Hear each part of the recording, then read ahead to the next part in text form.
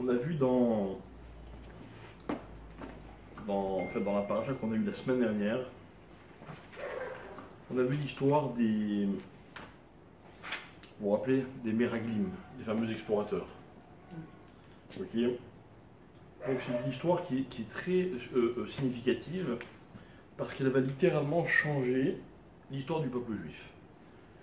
Elle va avoir des conséquences, on va dire, quasiment éternelles. D'accord. Dans la traversée du désert, il faut savoir que cet épisode se déroule quand ils sont pas loin de la frontière, puisque justement ils vont explorer, ils sont pas loin. Donc ils se voient déjà revenir en Israël, et malheureusement, cet événement va faire qu'ils vont complètement bifurquer, et ils vont traîner dans le désert pendant 40 ans. Pire que cela, ils vont être punis, et toute la génération donc, qui était contemporaine à cet épisode ne rentrera pas en Israël. Ils ne sont pas passibles de mort.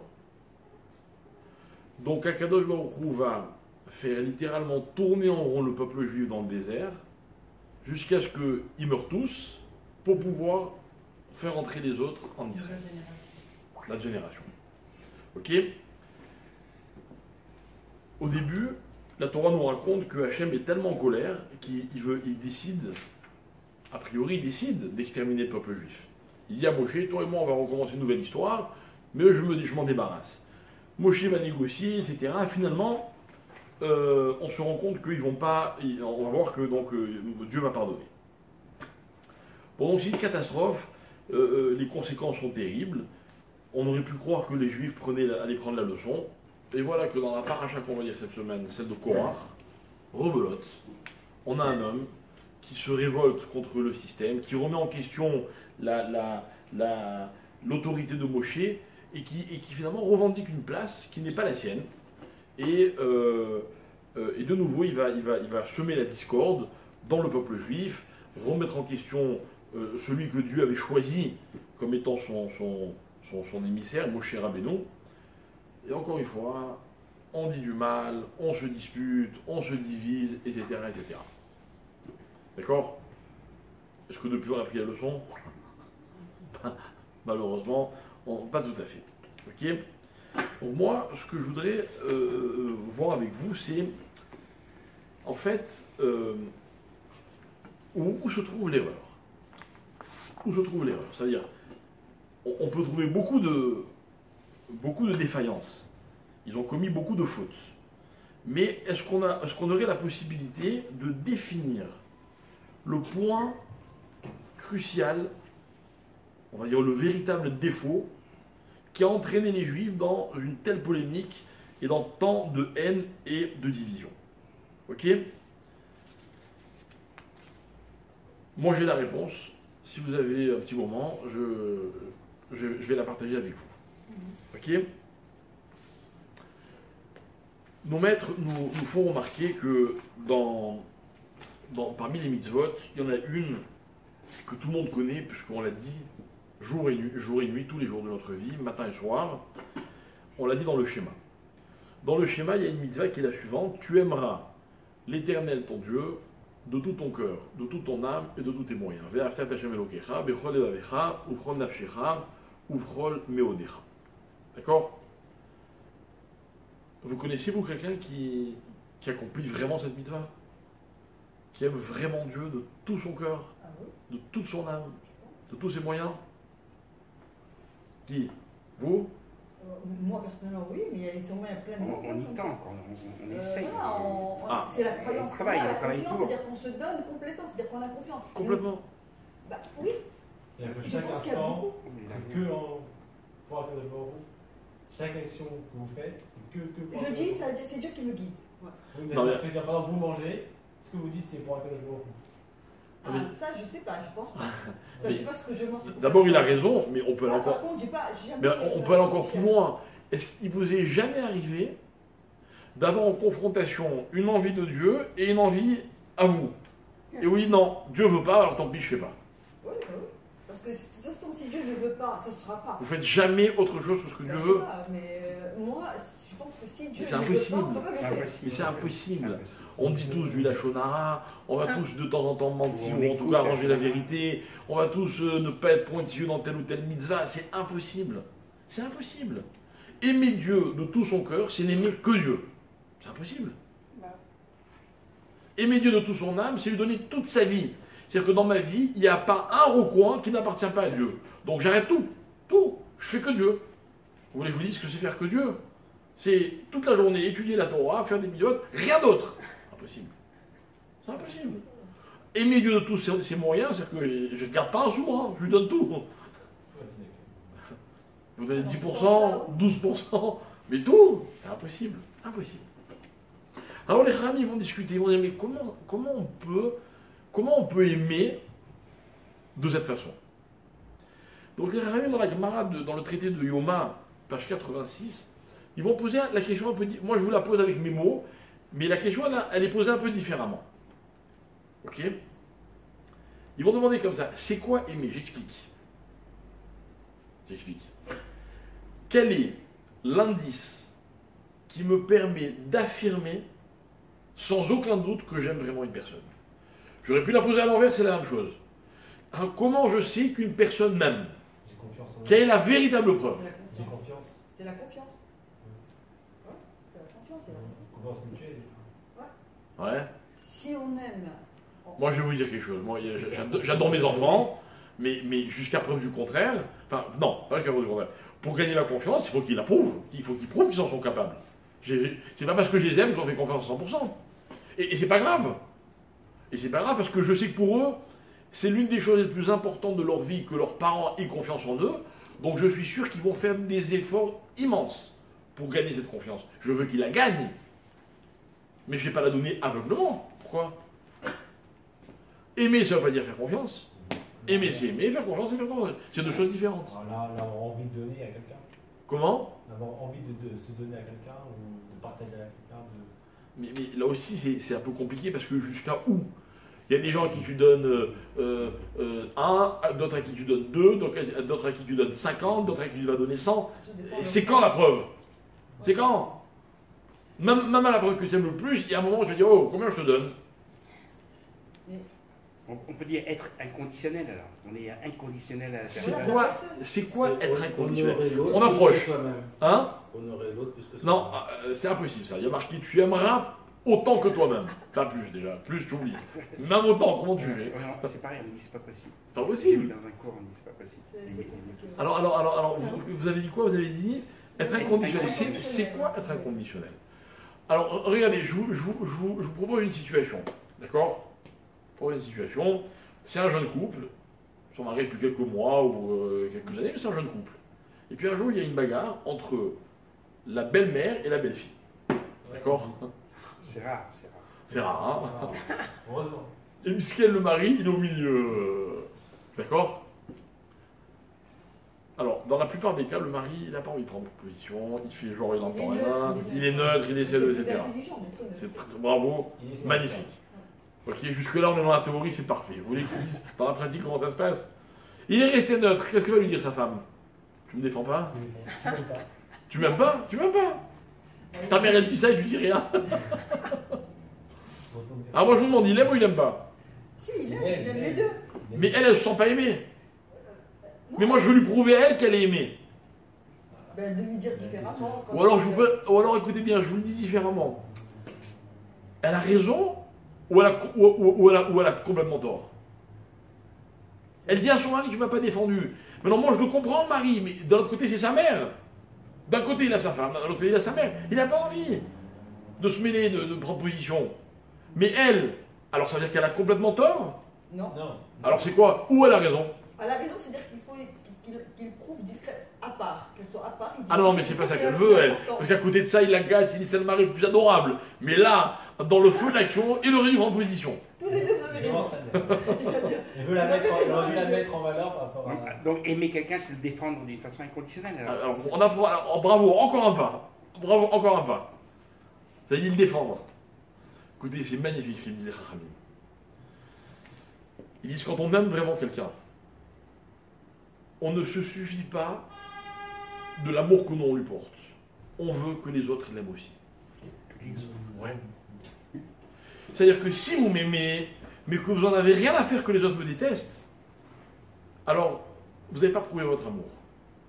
Vous avez prouvé votre amour quand vous avez montré à la personne que vous aimez que pour vous c'est important que les autres l'aiment aussi. Vous voulez un exemple? Quelqu'un insulte votre mère, qu'est-ce que vous faites? On n'accepte pas. Ah, ben pas du tout. Vous battez Ah oui. comme un lion. Oh, tiens, tu parles de ma mère comme ça? Pourquoi vous l'aimez? Ah, mais alors que ça change? Toi, tu l'aimes, c'est bien, mais lui, il l'aime pas, il s'en fout, c'est pas sa mère. Non, non, je peux pas accepter qu'on parle de ma mère comme ça. Hein, quand vous aimez quelqu'un, vous le défendez. C'est-à-dire, vous ne pouvez pas accepter que d'autres aient une mauvaise image de lui. D'accord? C'est clair? Donc, elle n'a pas complètement tort, cette femme, cette gentille épouse qui dit « tu aurais dû me défendre ». Magnifique. Alors, écoutez bien ce que ça veut dire par rapport à Dieu. Vous savez ce que c'est, aimer Dieu? Aimer Dieu, c'est tout faire pour que les autres aussi l'aiment. Magnifique. C'est magnifique. Moi, je peux vous dire, je vous raconte mon histoire à moi, j'ai une kippa sur la tête. Bien sûr. D'accord? Ça- Mon souci doit être que les gens se disent « Ah, il a une kippa, c'est bien.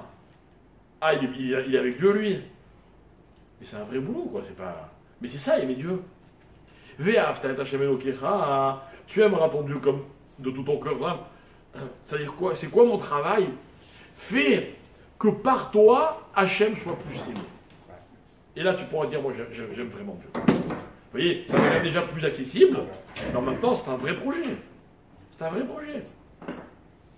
La femme, elle dit à son mari, tu m'as pas défendu, ça veut dire quoi? Ça ne me dérange pas qu'on parle comme ça de moi, quoi. Elle n'a pas complètement tort. Elle n'a pas complètement tort. Ça ne veut pas dire qu'il doit répondre à sa mère, mais on est resté avec notre problème. Mais en tout cas, voilà. On ne va pas dire à cette femme, elle exagère. Non, non, c'est vrai. Moi, je vais vous donner la réponse. La réponse est que s'il ne défend pas sa femme, on ne peut pas lui reprocher, parce que de l'autre côté, c'est sa mère, alors à lui de trouver un autre moyen de prouver à sa femme qu'il l'aime. Et si ta femme, elle sent que tu ne la défends pas, donc que tu ne l'aimes pas, c'est que tu n'as pas été capable de lui prouver que tu l'aimais vraiment. Voilà, au moins, on connaît le problème. Avec ça, on leur a donné un des moyens de travailler. En tout cas, l'idée, elle est magnifique. Ok? On va comprendre de cela quelque chose de fondamental. On va comprendre qu'en fait, quand quelqu'un fait une mitzvah, quand quelqu'un fait la volonté de Dieu, il y a déjà quelque chose qui a été accompli. Il a fait une mitzvah. Mais la vraie dimension de la mitzvah, elle est l'image que cette mitzvah va être porteuse d'Akadosh Baruch Hu. Ça change tout. Ça change tout. Moi, quand j'aide un pauvre, c'est parce que je veux qu'il sache que la Torah m'a demandé d'aider. C'est pas parce que moi j'ai envie d'aider un pauvre, j'ai de la peine pour lui, non. Il y a une mitzvah derrière. Il y a la volonté de Dieu. Et finalement, si j'ai réussi mon pari, le pauvre, je vais l'aider. Mais à travers cette aide qu'il va recevoir, il va dire « Ah, c'est beau la Torah. Ah, c'est ça Hachem, je ne savais pas. » D'accord? Voilà. On va nous dire, dans un autre texte du Midrash, il y a tout un développement, etc. On va nous dire comme ça que la grandeur du tzaddik, c'est que à travers le tzaddik, on perçoit qui est Dieu. Regardez, l'exemple il est magnifique. L'exemple c'est Abraham Avinu. Abraham Avinu, c'est lui qui découvre Dieu. Il a une intimité extraordinaire avec Akadosh Baruch Hu. Il partage des secrets, les secrets de la création. Il n'y a qu'Abraham qui les connaît à cette époque-là. Et Dieu, il va l'éprouver à Abraham. Il va l'éprouver, c'est-à-dire que la relation va aller très loin. Il va dire, ah tu m'aimes, on va voir. Une épreuve, 2 épreuves, 3 épreuves, 10 épreuves. La 10e épreuve, c'est la plus dure de toutes. C'est quoi? Le sacrifice d'Israël. Abraham, il a un enfant qu'il a attendu pendant 100 ans.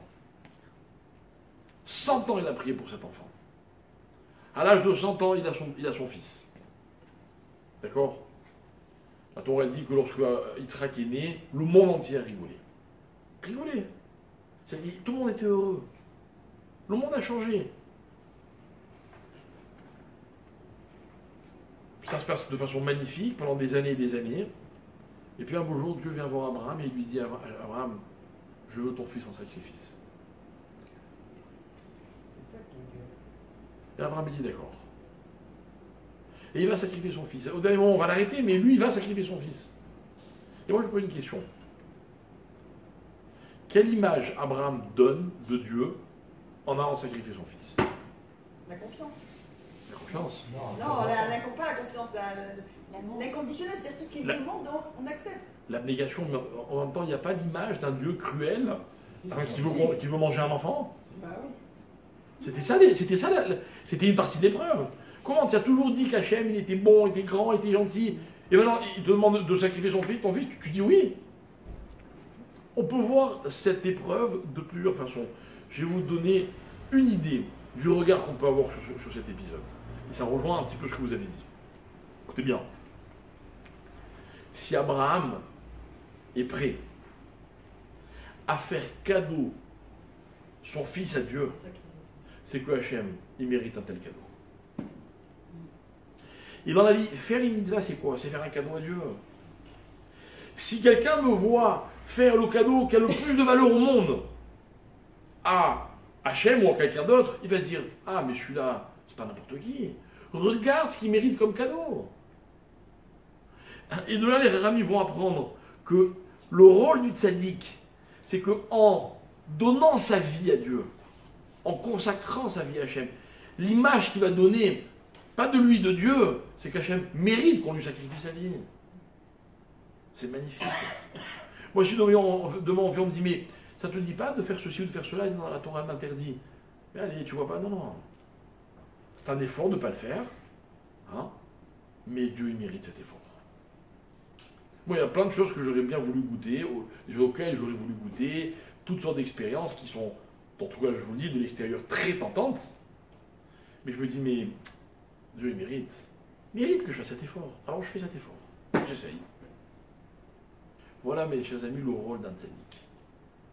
Le rôle d'un tzaddik, c'est quoi? C'est d'être l'exemple. C'est d'incarner l'image, ou de créer mieux, de créer l'image que les hommes vont avoir d'Akadosh Baruch. Donc si vous êtes un tzaddik, voilà, je vais dire avec des mots simples, si vous êtes un tzaddik kiffant, les gens vont dire, ah ben tu vois, j'aime les kiffants. N'est-ce pas? Ça c'est la plus belle image qu'on peut incarner à propos d'Akadosh Baruch. Donc ça c'est une idée, c'est un axiome, on peut travailler cette idée, on peut la développer, etc. C'est une très très belle idée. Et moi je voudrais m'en servir pour essayer de comprendre le sujet qui nous préoccupe. Je passe à un autre domaine, a priori, mais vous allez voir, évidemment les choses vont se rejoindre. C'est l'existence de l'homme. Ok? Lorsqu'un homme existe, évidemment, ça veut dire qu'il vit. Et exister, c'est vivre, point. En tout cas pour un être humain. D'accord? La vie, en hébreu, ça se dit Chaim. Chaim. Or, Chaim, c'est un pluriel. Il n'y a pas de vie au singulier dans la Torah. Donc ma question, elle est très simple. Pourquoi la vie est une notion qui se conjugue au pluriel? Pourquoi on ne pourrait pas parler de la vie au singulier, comme en français, la vie? Parce qu'on a plusieurs vies. Ça veut dire quoi avoir plusieurs vies? Enfants, adolescents, parents, vieillesse. Mais quand tu parles de toutes ces périodes, tu ne dis pas toute ma vie. Tu ne dis pas toute mes vies. Non, mais chacun a différentes vies. Non, mais d'accord, mais chacun a la sienne. Non, différentes vies, pas dans le sens différentes par individu. Oui, mais Par exemple, vous êtes né en France, Ouais. vous avez grandi en France. et puis après je vais en Vous êtes Israël. changé, Je suis d'accord. Mais quand je fais le bilan de ma vie, tout ça c'est une vie. Tout ça c'est moi. C'est mon existence. On pourrait penser une vie ici et une vie en haut. Et la vie antérieure, peut-être. Ah, La mais vie antérieure et la vie, c'est la vraiment vie différent. aujourd'hui. je suis d'accord avec vous, mais vous savez que moi j'aime bien scinder les problèmes. D'accord? C'est-à-dire que quand un homme est sur Terre, son problème c'est sur Terre. Tout le reste, Donc, le reste, c'est pas la vie, quoi. C'est autre chose. Le spirituel. On est sur Terre, d'accord, mais pour ces détails spirituels. Alors je suis d'accord avec vous, mais je veux dire encore mieux que ça. J'aime penser que ceux qui nous ont quittés vivent là-haut. D'accord? Ok, mais c'est pas ça la vie, quoi. Ceux qui vivent là-haut, on les a enterrés. D'accord? Oui, mais ça n'empêche que leur âme continue à vivre. Regardez. Je ne discute pas, vous avez raison à 100%. Mais c'est pas ça ma question. Ma question, c'est que si vous dites en français toute ma vie, ça veut dire toutes les années que vous avez traversées jusqu'à maintenant. Si vous dites en hébreu, vous allez dire Kol HaChaim Sheli. Et Kol HaChaim, c'est-à-dire toutes mes vies. Pourquoi en hébreu on dit que mes vies? Et pourquoi il n'y aurait pas une vie au singulier? Mais on dit Chai. Non, Chai c'est déjà un verbe, il vit. Ah, Chai, c'est. Oui. Ah, d'accord. Par rapport à la C'est la vie, moi, c'est responsabilité, la vie. donc quand on est enfant, on n'est pas responsable. Ah, alors encore une fois, tu vas faire des étapes dans ta vie, je suis d'accord. Mais ça reste ta vie. Non, c'est beaucoup plus simple, mes amis. C'est pas, on va pas départager la vie à travers les étapes ou le temps. Non. Au présent, la vie est un pluriel. Au présent, la vie est un pluriel. Et c'est très simple. C'est tellement simple qu'on trouve pas. Non, mais Parce qu'on a différentes facettes par rapport à différentes Il y a le personnes. côté matériel, le côté spirituel. non, Non, mais c'est tout ça, c'est ta vie. C'est ça ta vie, ça. Ça, c'est ta vie. Mais regardez, la vie, elle est un présent. Elle est un présent. Je suis en train de vivre un moment. Ok. Mais ma vie n'a pas de sens si elle n'est qu'un présent. Mais moi, je ne vous parle pas du monde futur. Hein. Moi, je vous parle de demain matin. Rappelez-vous ce que je vous ai toujours dit à propos des chronotoras. J'ai toujours dit que le vrai objectif d'un chronotora, c'est quoi? C'est ce qui nous reste quand le cours se termine. C'est moi, je viens, je fais Jérusalem, Tel Aviv, aller-retour. C'est pas pour vous faire kiffer un bon moment. Si c'est le cas, vous le sauriez d'ailleurs. On nous Ok. transmettre surtout, non? C'est pour que, Oui, mais donc il faut qu'on Il faut reprenne. rester voilà, avec les c'est pour que choses. vous puissiez acquérir quelque chose C'est ça, on transmet. qui ne va pas durer le temps d'un cours. Bien sûr. Donc c'est le cours, on étudie la Torah, c'est une belle mitzvah, c'est un bel échange, c'est des belles rencontres, etc. Mais c'est surtout ce qui va se passer, c'est aussi ce qui va se passer après. Humain. Et en fait, tous les moments de la vie, c'est comme ça qu'il faut les vivre. En fait, écoutez bien, je vais encore plus loin. Un vrai moment de vie, c'est un moment qui est intense au présent et enrichissant pour le futur. Ça, c'est Chaim. Et lorsque la Torah me dit Chaim est un pluriel, en fait, ce qu'elle veut me faire comprendre, c'est que si la vie n'est qu'un présent, alors c'est pas ça la vie. Et voilà pourquoi dans la Torah, on n'a pas peur de dire que les moments dans lesquels on se fait plaisir, on pense qu'à consommer ou à jouir de la vie, sans aucun souci du lendemain, c'est pas des moments de vie. C'est pas ça, Chaim. C'est pas pour ça qu'on vous l'a fait cadeau, la vie. On attend de tout celui qui possède la vie que chaque instant qui passe, il puisse en retirer quelque chose plus tard. En d'autres termes, écoutez bien, ce qu'on appelle en hébreu, en français, le potentiel et l'exploitation du potentiel. D'accord? Et quand vous avez deux types de personnes, celles qui voient la vie, donc c'est deux regards différents. Ceux qui voient la vie comme un présent, on est là pour profiter, c'est important de se faire plaisir, etc. Il n'y a que ça qui compte, que maintenant, que la façon dont on peut consommer la vie. Mais vous avez des gens, vous avez un deuxième regard, qui est non, là j'ai une heure. Qu'est-ce que cette heure elle peut me rapporter? Qu'est-ce que je vais faire? Quelle est la chose qui va me permettre au mieux d'exploiter cette heure? Pas maintenant, plus tard. Plus tard. Rappelez-vous l'idée du soir du Seigneur de Pessah, où on a la matzah du milieu. Qu'est-ce qu'on en fait, la matzah du milieu? On la casse en deux parties inégales. Qu'est-ce qu'il fait le pauvre? Le pauvre, c'est celui qui veut exploiter, qui veut profiter au maximum, pas au présent, plus tard. Parce que pour lui, l'angoisse c'est après, c'est pas maintenant. Donc il met de côté la plus grande partie. C'est quoi le riche? Le riche, celui qui croit que la vie elle est là pour être consommée, il en a les moyens. Donc il y a que le moment présent qui l'intéresse. Vous comprenez comment tout d'un coup, riche et pauvre, ces deux notions qui ne sont pas forcément positives là où on croit. Ok, le pauvre, non, le pauvre, il veut rien rater, il veut rien perdre. Alors, Chaim, c'est le regard qu'on va avoir. Par exemple, je vais vous donner un exemple de quelque chose qu'on peut qualifier de Chaim et qui n'est pas un être humain. Super simple, une graine.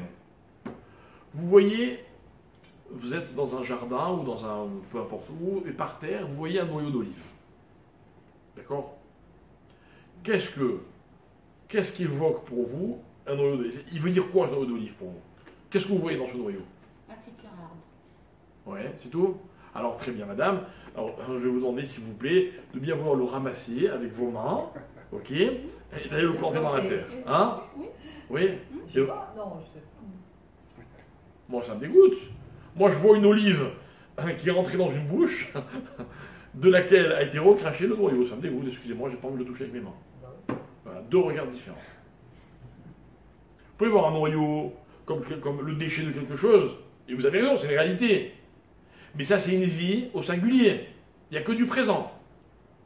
Ou alors vous dites, non, mais ce noyau, il est extraordinaire. Il contient en lui un futur arbre. Voilà ce que c'est Chaim. Rappelez-vous ma question que j'aime bien poser. Quand un enfant arrive au monde, pourquoi on est heureux? Pourquoi on est heureux? Pour ce qu'il est maintenant? Vous voulez vous dire ce qu'il est maintenant? Rien. Rien. Il pleure, il dort, il comprend rien, il connaît rien, il sert à rien. C'est vrai quoi. C'est trop mignon. Ah mignon, ça dépend madame, quand c'est vous qui devez vous réveiller au milieu de la nuit plusieurs fois dans la nuit et que vous devez lui changer ses couches, c'est pas très... Il n'y a pas que du mignon quoi, vous voyez. Mais par contre... Un grand merci. Ah oui voilà, parce qu'on a que le côté agréable, merci. Ok, dès qu'on en a marre, tiens, ton fils il pleure. Ok. Mais vous avez de l'autre côté quoi? Un potentiel. Un potentiel immense. Rappelez-vous qu'au moment de la naissance, c'est le moment de la vie dans lequel il y a le plus de potentialité. Et puis après, plus la vie elle avance, et moins il en reste. Et chaque instant... Hein? Ça dépend. Il peut y avoir beaucoup de potentiel parce qu'on met beaucoup de potentiel dans le futur. Je suis d'accord, madame, mais le facteur temps. Ah voilà. Donc vous avez raison, vous avez bien exploité le temps qui est passé. Mais l'enfant, lui, il a tout devant lui. Bah oui. Je ne sais pas combien c'est tout. D'accord? Peut-être que c'est moins que d'autres. Bien sûr. Mais en tout cas, par rapport à sa vie, c'est le plus c'est maintenant. Bien sûr. Donc on est heureux pour lui. On ne voit pas ce qu'il est, on voit ce qu'il peut devenir. Et tous les parents du monde, quand ils voient leur enfant, ils disent ce sera le plus. Ok? Le plus beau. Le plus fort. Le plus En beau, maths. le Peu plus importe, ce que vous voulez, mesdames. Ce que vous voulez. Surdoué. Les enfants, on les voit. Alors ça, c'est Chaim. D'accord? Maintenant, écoutez bien. Pour ça, il faut être capable de... Il faut être capable de regarder les choses avec un peu de recul, quoi. C'est pas un regard superficiel. C'est un regard un peu plus en profondeur. Ok? Bien. Maintenant, je vais être très cohérent. Je vais essayer d'être très cohérent. La vie, son véritable sens, au présent, c'est quoi? Son véritable sens, pardon, dépend du regard que j'ai sur elle. D'accord? Voilà, vous écoutez un cours de Torah, et quand vous écoutez le cours, vous ne voyez pas que maintenant, ce que vous apprenez, vous dites, tiens, peut-être que demain je peux en faire ceci, ou je peux en faire cela. D'accord? Ce n'est pas encore le cas. C'est-à-dire que ce n'est pas encore une réalité, c'est un regard. Mais si vous n'avez pas ce regard, alors ce ne sera jamais une réalité. Alors que si vous avez ce regard, ça peut devenir une réalité. Donc ce que je veux vous faire dire, mes chers amis, c'est quoi? C'est que des fois, des choses existent grâce au regard. Et en fait, on va étudier ensemble, et je vais vous le démontrer par A plus B, que le regard, il est une condition de l'existence. Que regarder quelque chose, c'est lui donner une existence. Comme d'ailleurs je pourrais dire regarder quelqu'un. Moi dans la vie, pour exister, j'ai besoin d'être regardé. Regarder, ça ne veut pas dire Regarder physiquement, pas forcément superficiellement. Des fois, regarder, c'est autre chose. Des fois, quand on parle à nos enfants, ils n'ont pas seulement besoin qu'on leur parle avec la bouche, ils ont besoin qu'on leur parle avec les yeux. Des fois, dans un couple, c'est super important de se sentir regardé par l'autre. On prend le temps de se regarder quand on est marié déjà depuis des années. C'est super important. Rappelez-vous ce fameux Covid avec ses confinements, ok, où personne ne nous regardait, c'était très dur. Il y a des gens qui ont vraiment changé physiquement pendant que personne ne les regardait. Parce que personne ne les regardait. D'accord? Je n'invente rien, mes chers amis. Tout ce que je vous dis, c'est marqué dans la Torah. C'est marqué quand il est question d'existence. Et où il est question d'existence dans la Torah? Nulle part mieux que dans la création du monde. Alors si vous regardez les versets de la Torah, qui nous racontent la création du monde, chaque fois que Dieu crée, que fait Dieu juste après? Il regarde. Et Dieu a créé la lumière, il a parlé la lumière, il a dit que la lumière soit, et la lumière fut. Qu'est-ce qu'il a marqué juste après? Yar Elohim et Or. Et Dieu a vu la lumière. Qui tov, que c'était bien. Et c'est marqué tous les jours de la création. Et là je me dis, mais je comprends pas, Dieu il crée, il a besoin de regarder. Or en fait, qu'est-ce que j'apprends de là? Que créer, c'est très technique. Dieu a créé la lumière, bon il y avait de la lumière. Mais quel est depuis quand la lumière a un sens? Quand il a regardé. Depuis que Dieu a regardé la lumière. C'est magnifique.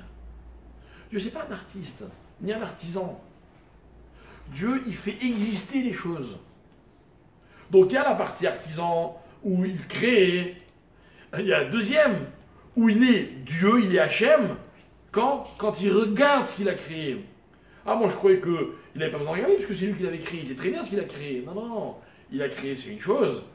Mais il a donné aux choses leur véritable existence. Et chaque fois que la Torah dit Vayar, elle dit que c'était Tov. Chaque fois qu'elle me dit il a regardé, alors c'était bien.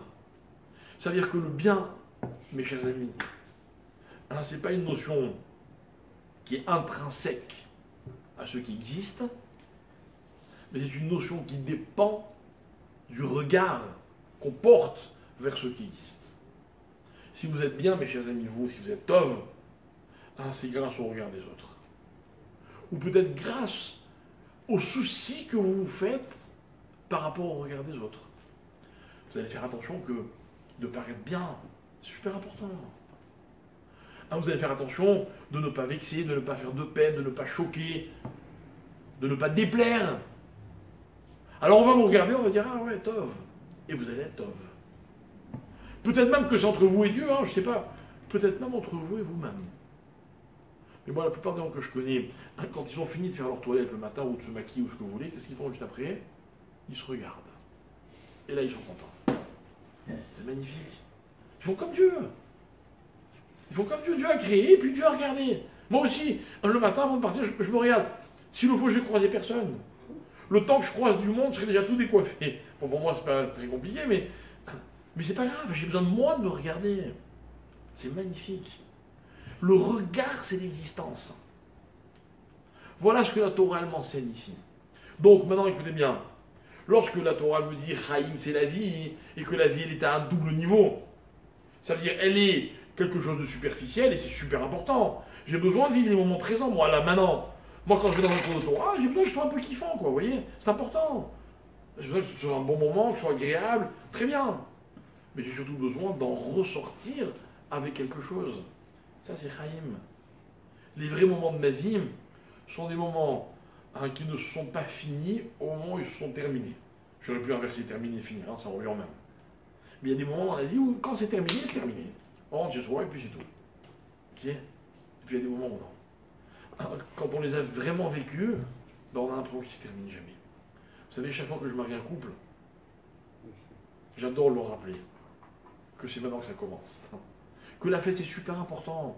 C'était super important qu'ils soient aussi beaux que ce qu'ils sont sous la roupa. Mais ce n'était pas pour le moment présent. C'est pas ça l'enjeu. On ne s'est pas crevé, tué. Hein, on a dépensé des fortunes, on s'est déplacé, on a fait des milliers de kilomètres pour vivre le moment présent. Non. On a fait tout ça pour qu'à partir de maintenant, les choses aient une nouvelle réalité. C'est ça, vivre. C'est ça. Quand je mets au monde un enfant, que ce soit le père, la mère ou qui vous voulez, hein, et que je fais vivre l'enfant, encore une fois, ce n'est pas pour le plaisir que j'ai au présent, même s'il est inouï. Non, j'investis. Je sais que plus tard, ça va être encore beaucoup mieux que tout ce que je peux vivre maintenant. C'est ça qui donne du courage dans la vie. C'est ça qui permet à chacun d'entre nous d'exister. C'est ça, Chaim. Eh bien, dans la création du monde, la Torah m'explique que tout ça, c'était grâce au regard de Dieu. Il regardait les choses, alors elles existaient. Vous voyez? On dit d'ailleurs, par exemple, que dans l'étude de la Torah, il est plus important de réviser que d'apprendre. Parce que quand j'apprends, bon, ok, j'apprends. C'est beau, c'est bien, c'est constructif, c'est important. Mais quand je révise, alors moi je vais dire avec mes mots, quand je revois, les choses deviennent une réalité. Là, elles font partie de moi. Quand on entend une chose une fois, bon, ça peut rentrer d'une oreille, sortir de l'autre, je peux l'oublier, je peux... Mais quand je révise, je reviens, je revois ce que j'avais déjà appris, ce que je savais déjà. Ça devient une réalité intégrante de ma vie. C'est ça, exister. C'est ça, exister. Quand on aime quelqu'un, on a besoin de le voir. Il a besoin qu'on le voit. Comme on l'a dit tout à l'heure. Mes chers amis, dans l'histoire de la paracha de la semaine dernière, on a des hommes, ils sont 12. Ils vont voir la terre d'Israël. Et ils vont commettre une très grande erreur. C'est quoi l'erreur? C'est qu'ils vont raconter tout ce qu'ils ont vu. Mais ils vont raconter que ce qu'ils ont vu aussi. Alors la Torah, elle me dit, ils ont vu une terre où coulait le lait et le miel, dont les fruits sont incroyables, ils n'ont jamais vu des fruits pareils, ils vont même en ramener des spécimens. Ok? Mais ils ont vu aussi quoi? Des géants, des villes imprenables, des enterrements, la Torah dira qu'ils ont vu des gens mourir. Il y a eu beaucoup d'enterrements à ce moment-là. La Torah, les Chachamim expliquent que Dieu a fait en sorte qu'ils soient tous très occupés. Bref, il y avait des comptes à régler avec certains, ils les arrivaient à ce moment-là, et les gens n'ont pas vu les explorateurs, ils n'ont pas remarqué. Le problème, il n'est pas dans le récit. Le problème, il est dans ce qu'on voit. Ça vous est déjà arrivé de critiquer quelqu'un? Je sais que oui. C'est grave de critiquer. Mais en réalité, la gravité qu'il y a dans la critique, dans le Lachon Hara, elle vient de ce qu'on n'a pas été capable de voir ce qu'il fallait voir. De voir ce qu'on aurait dû voir. Vous voyez, quelqu'un, il a un défaut, et alors? C'est tout. Il a que ce défaut. Peut-être il a aussi des qualités. Ah, mais moi j'ai vu que le défaut. Alors, quand vous allez me raconter du mal de quelqu'un, quand moi je vais le voir, qu'est-ce que je vais voir? Le défaut que vous m'avez raconté. On n'arrive plus à voir. Eux, ce qu'on va leur reprocher, c'est quoi? C'est de ne pas avoir vu ce qu'il y avait à voir. Regardez, on a commencé en expliquant le rôle du tzaddik. Le tzaddik, c'est celui qui va donner une image de Dieu. Notamment, rappelez-vous l'histoire d'Abraham, il offre son fils à Dieu. Pour moi, c'est incompréhensible. Mais je réalise une chose, c'est qu'Abraham considérait que Dieu méritait qu'on lui offre même l'enfant qu'il avait attendu pendant 100 ans. Donc j'ai compris un peu mieux qui était Dieu. Le tzaddik, c'est cette image, où c'est celui qui fait vivre l'image de Dieu. Je ne peux pas le voir, Dieu, il est invisible. Alors comment je peux le percevoir? Le seul regard que je peux avoir sur Dieu, c'est ou bien en connaissant à travers les textes, ou bien en regardant comment se comporte un tzaddik. Et là je vois Dieu. Attention, le tzaddik, c'est pas Dieu, mais à travers lui, je vois l'image de Dieu. Et en réalité, c'est extraordinaire. Parce que on a dans la paracha de cette semaine qu'on va lire, la paracha de Korach, on a un conflit. On a un homme qui revendique une place, mais on ne rentre pas dans le débat. On ne sait pas s'il a raison, s'il a tort. C'était pas n'importe qui, Korach. Peut-être que c'est vrai, il aurait pu être lui le guide du peuple juif. Peut-être. Mais je vais vous dire quelque chose. Le guide, c'est celui qui donne une image. Si l'image elle est mauvaise, alors il ne peut pas être un guide. Il ne peut pas. Moi je vais vous dire quelque chose. Vous avez dit tout à l'heure, tout le monde est content, le gouvernement est tombé, etc. Vous voulez que je vous donne une belle image quand même, parce que il n'y a jamais que du mal. Je ne suis pas d'accord avec beaucoup de choses, etc. Mais hier on a vu deux hommes C'est vrai. capables de diriger ensemble un pays. Et moi je trouve que c'est une belle leçon qu'ils nous ont donnée. C'est Lapide et Bennett. Lapide Qui et Bennett.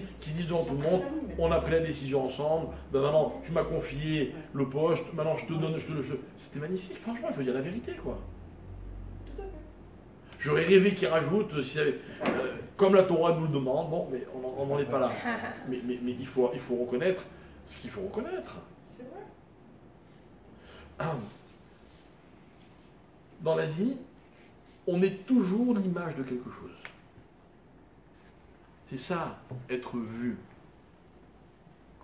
C'est ça, être vu. Si pour vous, quand vous êtes vu par les autres, vous faites attention à votre apparence. Quand pour certains, ça va être juste un jeu de séduction, ou bien s'imposer par une certaine image, il y a beaucoup plus que cela. Si moi j'incarne quelque chose, eh bien je veux que ce que j'incarne soit une belle image. Alors la Torah, la elle va dire des choses très graves. Elle va dire, le Rav, le Talmid Chacham, il n'a pas le droit d'avoir des habits sales. S'il a des habits sales, c'est ce qu'a dit la Gemara. C'est inapplicable, hein, mais c'est théorique. Il est chayav mita, il est passible de mort. C'est quoi il est passible de mort? C'est qu'il n'est pas dans son rôle du tout, quoi. Il joue avec l'image de Dieu. D'un côté, il a une barbe et tout ce qu'il faut, et je suis là un homme de Dieu. Et d'un autre côté, il donne une image désagréable. Il y a un problème. Mais attention, hein, on est tous quelque part des représentants de Dieu, chacun à son niveau. Mais si par exemple demain, vous racontez à quelqu'un, tu sais, hier soir j'étais à un cours, et qu'une minute après, il vous voit faire n'importe quoi, il va dire, attends, c'est ça ton cours? C'est ça ta Torah? C'est un exemple. C'est un exemple.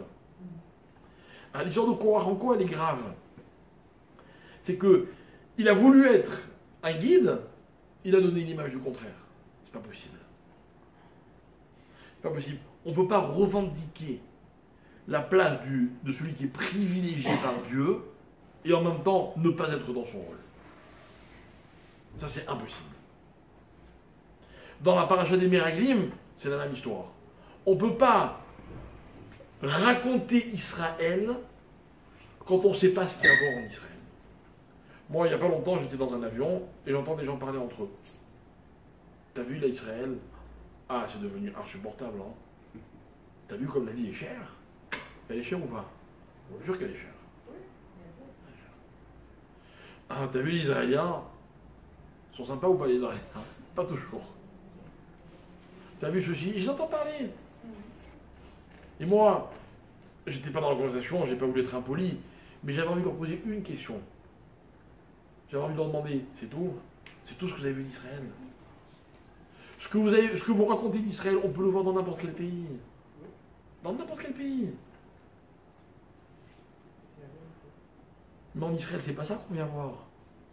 C'est pas ça. Là, on est des explorateurs, quoi. Si vous racontez que les plages sont belles, hein, que le sable est fin, et que le climat est magnifique, c'est pas ça Israël. C'est vrai que c'est ça aussi Israël.